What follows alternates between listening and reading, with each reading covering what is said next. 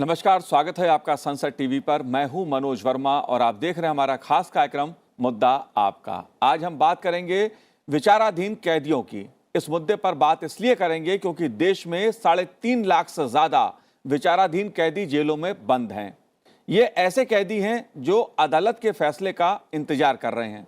हाल ही में प्रधानमंत्री नरेंद्र मोदी ने भी राज्यों के मुख्यमंत्रियों और हाई कोर्ट के मुख्य न्यायाधीशों के सम्मेलन में जेलों में बंद विचाराधीन कैदियों का मुद्दा उठाया। उन्होंने कानून के तहत मानवीय संवेदनाओं के आधार पर जल्द फैसले की बात कही। जाहिर है यह मुद्दा बेहद संवेदनशील है, कारण देश भर की जेलों में कुल 4,88,511 कैदी बंद हैं और इनमें से 3,71,848 कैदी विचाराधीन हैं। दुनिया में इस विचाराधीन कैटेगरी में मात्र 18 से 20% कैदी आते हैं, जबकि भारत के कुल कैदियों की संख्या में 62% विचाराधीन कैदी हैं। इसलिए मुद्दा आपका में आज बात विचाराधीन कैदियों की स्थिति की करेंगे। चर्चा करने के लिए खास मेहमान हमारे साथ जुड़े हुए हैं। पंजाब राज्य मानवाधिकार आयोग के अध्यक्ष इकबाल अहमद अंसारी साहब हमारे साथ जुड़े हैं। इकबाल अहमद अंसारी साहब, आपका स्वागत है संसद टीवी पर। हम बात करेंगे विधि मंत्रालय भारत सरकार के पूर्व कानून सचिव सुरेश चंद्रा जी से। सुरेश जी, आपका भी बहुत बहुत स्वागत है और साथ में पूरी स्थिति को समझने की कोशिश करेंगे पुलिस के नज़रिए से। हमारे साथ जुड़े हुए हैं एसपी वैद्य जी, जो पूर्व पुलिस महानिदेशक हैं जम्मू और कश्मीर के। वैद्य जी, आपका भी स्वागत है संसद टीवी पर। लेकिन शुरुआत में इकबाल अंसारी साहब आपसे करूंगा। मुद्दा बेहद संवेदनशील है। 3.5 लाख ऐसे लोग जो फैसले का इंतजार कर रहे हैं कि अदालत फैसला दे तो उनका आगे का जीवन तय हो। इस मुद्दे को आप कैसे देखते हैं?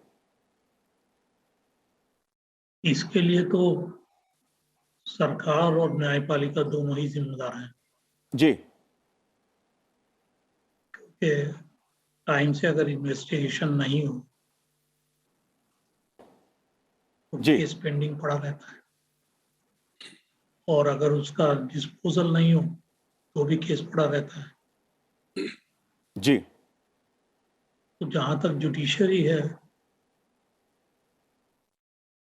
ये चीज समझने की है कि हम जब कोई भी कानून बनाते हैं जी, तो हमारे हिंदुस्तान में उस कानून का क्या इम्पैक्ट पड़ेगा जुडिशरी पर, ये कोई रिसर्च नहीं किया जाता है। दूसरी जगहों पे होता है जी। कानून बनाने से पहले भी होता है और कानून बनाने के बाद कि इसका क्या इम्पैक्ट हुआ वो भी होता है। हमारे यहाँ दोनों नहीं होता। द रिजल्ट ये है कि जो है क्या नाम, उसका जो कानून बन गया उसका भार भी न्यायपालिका पर पड़ गया। तो पहले जहाँ 5 जजेस होंगे वो 30 मामले सुन रहे होंगे, वहाँ 5 जजेस ही 40 मामले भी सुनेंगे, तो ऑटोमेटिकली देर होना तो लाजमी है। लेकिन अगर सरकार चाहे तो ये परिस्थिति बदल सकती है। एक तो ये है कि सरकार जल्दी से जल्दी अपॉइंटमेंट्स करे जी। और दूसरा हमारा जो है वो एजुकेशन सिस्टम इतना वीक है, इतना खराब है कि बहुत अच्छे कैंडिडेट्स नहीं मिलते, इसलिए अपॉइंटमेंट जुडिशरी में नहीं हो पाता है। वो एक देखने की चीज़ है और हम सबकी रिस्पॉन्सिबिलिटी है जी। अगर ये दोनों चीज़ें होने लगे कि पुलिस इन्वेस्टिगेशन थोड़ा स्पीड पकड़ ले और कोर्ट जो है अपना काम थोड़ा उसकी भी स्पीड बढ़ा दे तो ये मामला सेटल हो सकता है। जी। सुरेश चंद्रा जी, मैं आपसे भी समझने की कोशिश करूंगा इस मामले को, क्योंकि प्रधानमंत्री जी ने खुद इस मुद्दे को उठाया है और उन्होंने कहा है कि इस मुद्दे पर कानून के तहत मानवीय संवेदनाओं को देखते हुए जल्द फैसले करने की जरूरत है, क्योंकि 3.5 लाख से ज्यादा ऐसे लोग जिनका अभी अपराध तय नहीं हो पाया है, अदालत का फैसला नहीं आ पा रहा है, जमानत नहीं मिल पाती है। क्या कारण क्या है? तो इन्वेस्टिगेशन कंटिन्यू करेगा तो वो केस तो पेंडिंग ही रहेगा जी। दूसरा ये है कि जहां तक के जमानत का सवाल है उसमें कोर्ट्स को थोड़ा जी बिल्कुल। होना पड़ेगा। मैं इकबाल साहब आपसे समझूंगा इस बात को, जमानत वाली बात आपसे समझूंगा, लेकिन सुरेश चंद्रा जी मैं आपसे समझना चाहता हूं ये बात। क्या गरीबी जी सर देखिए, when I was the law secretary in 2016 to 18, during that period there were few judgments jahan the courts had outreached and tried to substitute the थोड़ा मैं हिंदी में कई बार नहीं बोलिए, आप convert हो बोलिए जाता हूं। जी। मेरा ये उस समय हमारे प्रधानमंत्री जी ने ये कहा कि ऐसे कितने जजमेंट्स हैं जहां पे जैसे कि एक जजमेंट था कि 500 मीटर के बीच में दूरी में नेशनल हाईवे से कोई वार शॉप नहीं होगी, कोई वाइन शॉप नहीं होगी। तो और बहुत सारे इस तरह के, तो जिन केसेस में हमने आइडेंटिफाई किए थे, करीब 200 जजमेंट्स ऐसे थे जिनमें आउटरीच का इशू था। और फिर देयर आफ्टर हमने जब डिस्कशन हुआ हमारा प्रधानमंत्री जी के साथ जी। तो उन्होंने हमें 3 चीजें स्टडी करने के लिए बोला। और वो 3 चीजें ये थी कि हमारे पास इतने सारे केसेस हैं, तो इन केसेस का एनालिसिस करके बताइए क्या हमारा लॉ फेल हो गया, law was not up to the mark, या हमारा इम्प्लीमेंटेशन एग्जीक्यूशन हैज फेल्ड, या तीसरी चीज, या हमारा जो जुडिशियल प्रोनाउंसमेंट है उसमें कोई कमी है। और ये चीजें अगर हम इस इशू को देखते हैं तो हमें लगता है कि कहीं ना कहीं इन तीनों विषयों को तीनों जो हमारे सब्जेक्ट मैटर हैं उनको स्टडी करके एक फाइंडिंग्स देने की जरूरत है, और रिफॉर्म्स की, not only in the law लेकिन लॉ और इम्प्लीमेंटेशन या जो इन्वेस्टिगेशन है जिसकी हम बात करते हैं पुलिस अथॉरिटीज में, पुलिस रिफॉर्म्स की, वहां और कुछ हद तक, क्योंकि मुझे याद आता है एक जजमेंट था सुप्रीम कोर्ट का जिसमें उन्होंने कहा था कि अगर 10 साल कुछ दिन के अंदर अगर केस अगर फाइनल नहीं होता है तो जो भी कन्विक्ट है उसको रिहा कर दिया जाए जी। सम आर.डी. शर्मा और समथिंग। तो दो जजमेंट हैं, वही जजमेंट फिर रिव्यू हो गया और ये कहा गया कि नहीं, a convict unless he is exonerated can not be set free. तो ये कुछ ऐसे इश्यूज हैं जहां पर हमें इन तीनों विषयों पर एक गहन अध्ययन करके एक स्ट्रेटेजी बनानी पड़ेगी जिससे हम शायद वो इस इशू को हम डील कर पाएंगे जी। मैं समझता हूं कि अपार्ट फ्रॉम ये जो केसेस हैं इतने, कुछ जो नंबर ऑफ पॉपुलेशन पर जज is also to be looked into जी। और यस, कुछ हद तक ये है कि हमारी जो जुडिशरी है, लोअर जुडिशरी में इंफ्रास्ट्रक्चर के इश्यूज हैं, लोअर जुडिशरी में कुछ थोड़ा अपॉइंटमेंट के इश्यूज हैं, और लोअर जुडिशरी में थोड़ा एक और दूसरे बर्डन हैं जो अनफोर्सिएबल हैं जी। तो ये सारे इश्यूज हैं, शायद अगर सही तरह से टेकअप किए जाए तो definitely we can address this issue. SP Vaid साहब, मैं आपसे समझना चाहूंगा क्योंकि जब भी बात इस तरह के विचाराधीन कैदियों की होती है तो आपने सुना इकबाल अंसारी साहब को, उन्होंने इन्वेस्टिगेशन का सवाल भी उठाया। जाहिर तौर पे इन्वेस्टिगेशन का पार्ट जो है वो पुलिस का है। बात आती है कि जजों की कमी है, सवाल उठता है कि साहब केस बहुत ज्यादा हैं, लेकिन ऐसे अपराधी जो विचाराधीन हैं जिनका अभी अपराध तय अदालत से नहीं हो पाया है और शायद उनका अपराध इतना नहीं होगा जितना समय उन्हें फैसले का इंतजार करना पड़ रहा है। मैं किसी अपराधी का बचाव नहीं कर रहा हूं, अपराधी को सजा मिलनी ही चाहिए, लेकिन किसी अपराधी को उसके अपराध के अनुसार सजा कानून के अनुसार ही मिलनी चाहिए, यह भी कानून कहता है। आप क्या कारण मानते हैं इस स्थिति के लिए? मनोज जी, देखिए, जो जज साहब ने कहा मैं इनसे सहमत हूं, लेकिन मैं अपना एक्सपीरियंस बताता हूं। मैं डीजीपी जे.एंड.के बनने से पहले डीजी प्रिजन भी रहा हूं जम्मू कश्मीर में, और काफी कैदियों से मुलाकात भी की, और ज्यादातर मैंने देखा वो बहुत ऐसे लोग वही हैं जो बहुत गरीब हैं, जो बिल्कुल जिनको कोई रिप्रेजेंट करने वाला नहीं है, जी। जो वकील जिनको अपना हक नहीं मालूम है। हालांकि फैसिलिटी है कि आपको वकील दिया जा सकता है, लेकिन फिर भी बहुत सारों को ये मालूम ही नहीं होता है। और उनको हालांकि ऑनरेबल सुप्रीम कोर्ट्स और हाई कोर्ट्स ने टाइम टू टाइम बहुत सारी जजमेंट्स दी हैं इस मुद्दे को रिजॉल्व करने। इनफैक्ट अगर आपको मैं याद दिलाऊं, ऑनरेबल सुप्रीम कोर्ट की एक जजमेंट है जिसके तहत टाइम लिमिट रखा है। अगर आप मैं इन्वेस्टिगेशन की बात कर रहा हूं, अगर आप 90 डेज के अंदर अंदर चार्जशीट नहीं फाइल कर सकते इन्वेस्टिगेशन वाला इन अ मर्डर केस, तो उसका बेल करना पड़ता है। तो इस तरह से बहुत सारी रिस्ट्रिक्शन इन्वेस्टिगेशन पे लगाई हैं। और जहां तक मुद्दा है कमी का, तो हालत पुलिस की को बहुत बेहतर नहीं है। जो जुडिशरी की हालत है, बिल्कुल मैं सहमत हूं अपने को पैनल से। जो लोअर जुडिशरी की हालत है, बहुत बुरी हालत है। पुलिस इन्वेस्टिगेशन प्रायोरिटी नहीं है कंट्री में। इसको आप देखिए, पुलिस में मैंने डीजी प्रिजन भी रहा हूं और स्टेट का डीजीपी भी रहा हूं। आपकी प्रायोरिटी जो होती है वो immediate day to day law and order बन जाता है और इन्वेस्टिगेशन बैकग्राउंड में चली जाती है।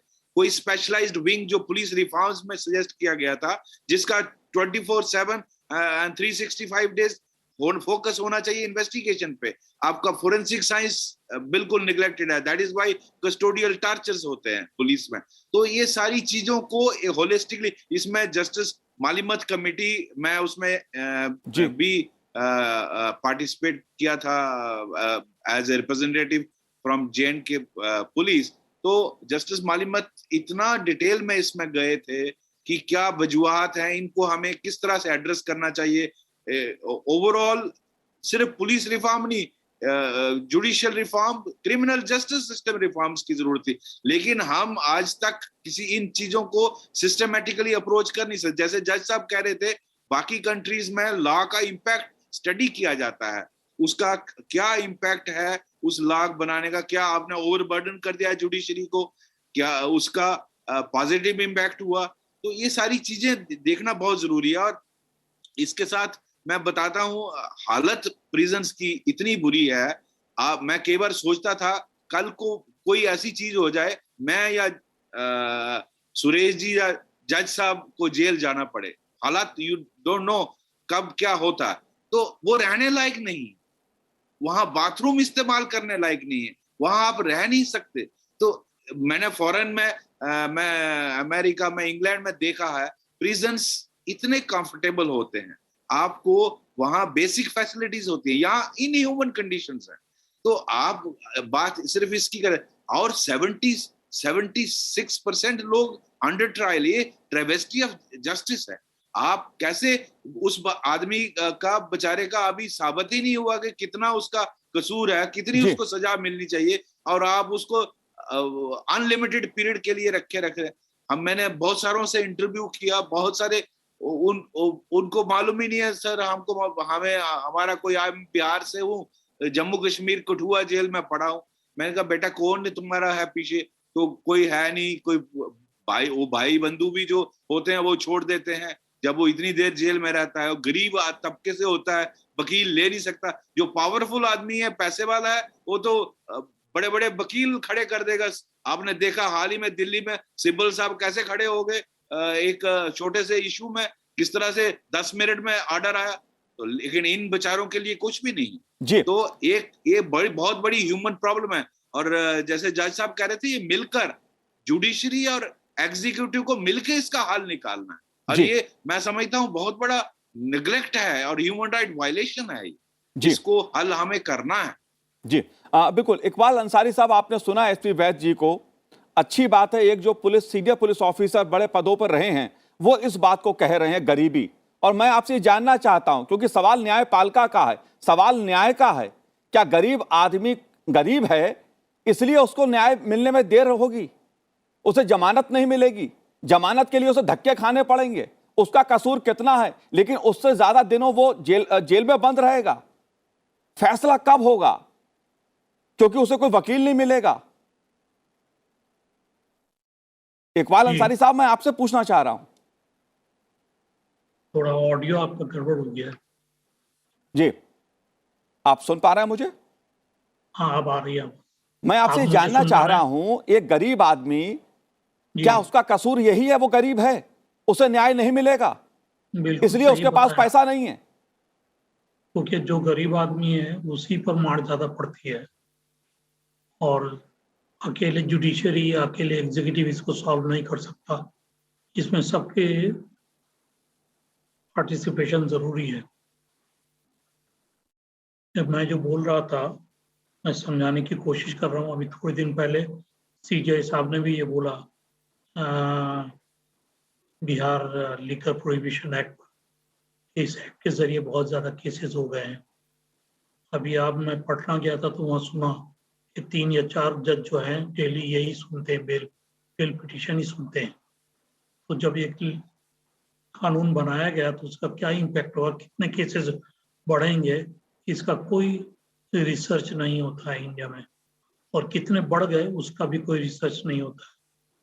तो ना जो है ये केसेस पेंडिंग पड़ जाते हैं। अब जहां तक कि अंडर ट्रायल प्रिजनर्स का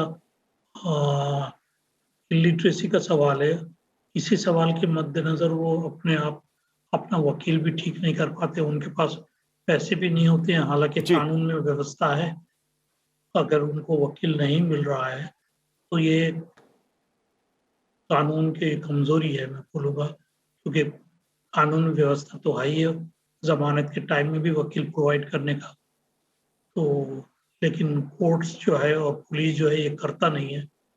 इसके लिए ये ज़रूरी है कि लोग जो हैं वो उनको उनके राइट्स को उनको बताया जाए, और पुलिस और जुडिशरी इस बात का ध्यान रखे कि अगर कोई अंडर ट्रायल प्रिजनर है, चाहे वो गरीबी हो, जी, उसका वकील जरूर हो। और वो वकील सिर्फ नाम का वकील नहीं हो, वो काम का वकील भी हो। वो ऐसा वकील हो कि जो है क्या नाम उसका, वो ऐसा वकील मतलब एक अच्छा वकील हो। तो ये जरूरी नहीं है जो गरीब का वकील होगा वो बिल्कुल ही रद्दी हो। ये एक बहुत बड़ी परेशानी है हम लोगों के साथ में कि जी, हम जब लीगल एड बोलते हैं तो हम पुअर लीगल एड बोलते हैं, लीगल एड फॉर पुअर नहीं होता है। ये समझने की चीज है। हमें लीगल एड जो है वो क्वालिटी लीगल एड देना चाहिए, जिससे लोगों का प्रॉब्लम जो है वो सॉल्व हो और जल्दी से जल्दी लोग निकल के आए। जी। सुरेश जी, क्या आप मेरी इस बात से सहमत हैं? क्योंकि यह बात मैं नहीं कह रहा हूं, जो आंकड़े हैं, जो तस्वीर उभर के आ रही है, जितने जो कैदी, विचाराधीन कैदी देश में हैं, उनका जो प्रतिशत निकाल के आ रहा है, और एनसीआरबी के जो आंकड़े हैं वो बेहद चौंकाने वाले हैं। उसका साफ एक इंडिकेशन है, स्पष्ट रूप से दो बातें उभर के आती हैं कि जो गरीब है उसे न्याय मिलने में देरी उसको होती है, जमानत नहीं मिल पाती है उसको, आर्थिक जो पक्ष है वो खासा मायने रखता है। आप सहमत हैं इस बात से? बिल्कुल। जी। देखिए सर, मैं ये प्रश्न मुझसे है। जी सुरेश जी, आपसे जानना चाहता हूं। हेलो जी, मनोज जी, जहां तक प्रश्न है, ये सच्चाई है, इसमें अंडर ट्रायल्स हैं और प्रोपोर्शनेटली बहुत ज्यादा है। लेकिन ऐसा नहीं है कि व्यवस्थाएं नहीं है।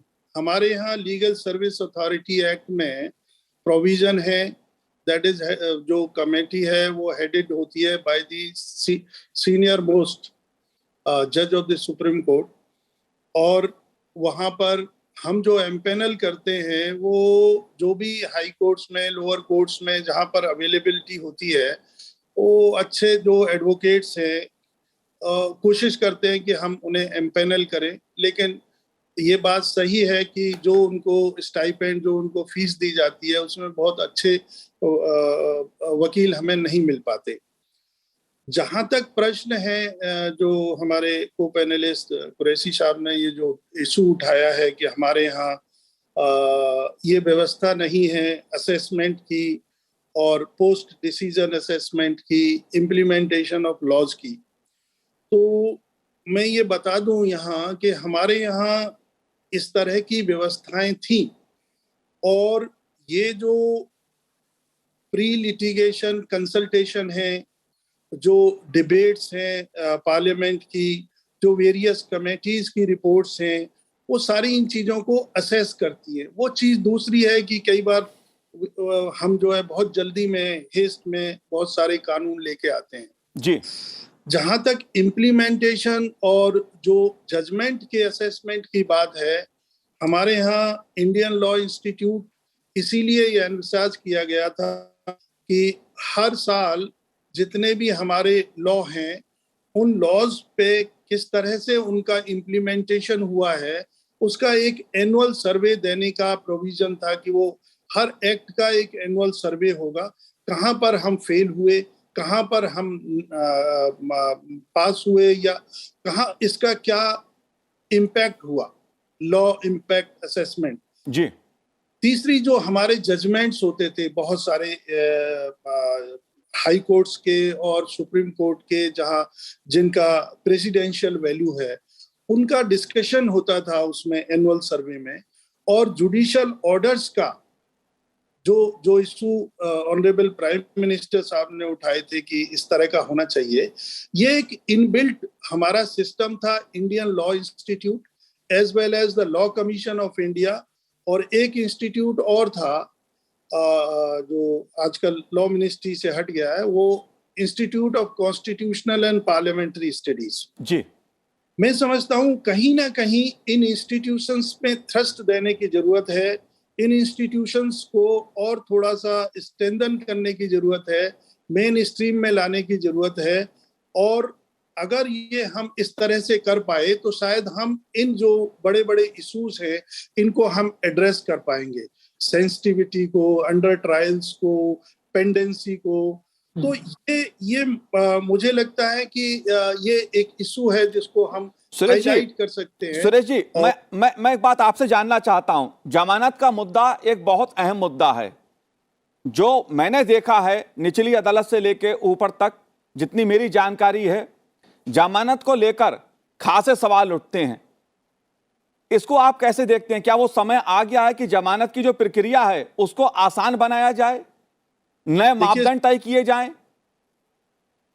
सुप्रीम कोर्ट ने बहुत केसेस में, बहुत सारे केसेस में ये कहा हुआ है कि जेल इज एन एक्सेप्शन और बेल इज द रूल, मतलब maximum.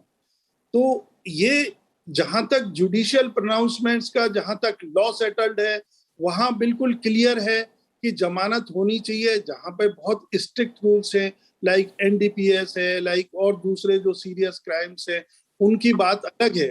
Otherwise bail is the rule and jail is the exception.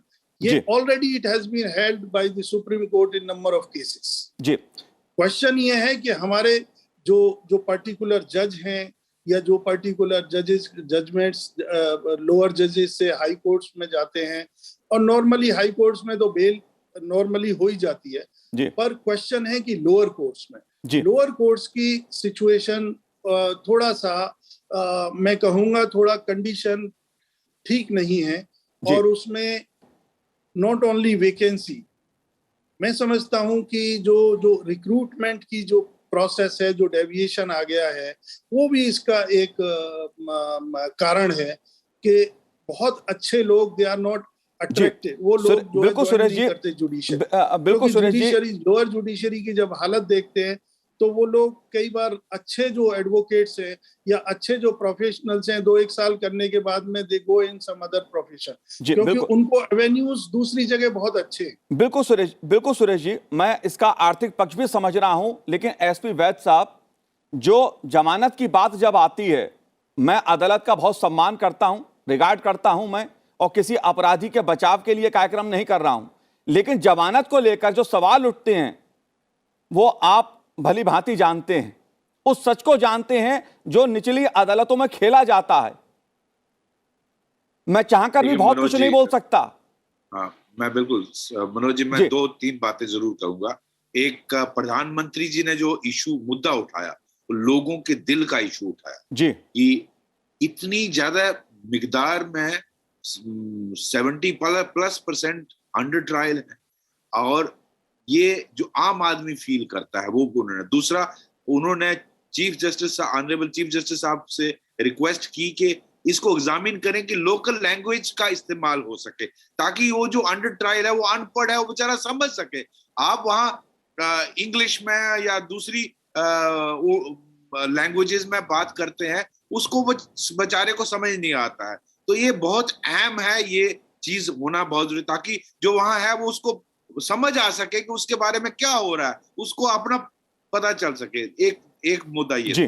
दूसरा, ज्यादातर लोग जो मेरा तजर्बा है वो हैं जो पैटी ऑफेंसेस में हैं। आप हैरान होंगे, छोटे छोटे केसेस में, मर्डर या रेप में कोई अगर इतनी देर रहे, मैं समझ सकता हूं कि वो भी अगर ये अप्रीहेंशन हो कि वो बाहर जाके कुछ नुकसान कर सकता है, तब उसको बेल नहीं देना चाहिए।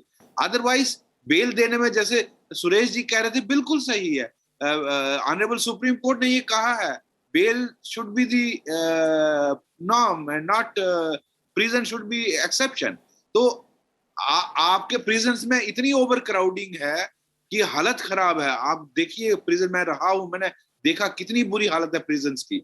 और दूसरा, जैसे हमारी स्टेट में ऑनरेबल हाई कोर्ट के ऑर्डर से एक कमेटी बनी है, जिसमें तीन मेंबर की कमेटी हेडेड बाय डिस्ट्रिक्ट जज और डीएम और एसएसपी को ऑर्डर किया है जे&के हाई कोर्ट ने, you visit this each prison और उनको रिपोर्ट भेजनी होती है, और देखिए उसकी कंडीशन, उसकी हालत क्या है। उसके बावजूद भी हालात सुधर नहीं रहे। ये कमेटी, मैं ये कहता हूं कि ऐसी ही कमेटी बनाई जा सकती है। जैसे स्टेट गवर्नमेंट के ऑर्डर के तहत एक कमेटी है जो होम सेक्रेटरी हेड करते थे, और मैं एज डीजी प्रिजन उसमें मेंबर था, या एक दो और मेंबर होते थे, जो कन्विक्ट्स थे, उनका बिहेवियर अच्छा हो तो हम उनको पेरोल पे छोड़ते थे।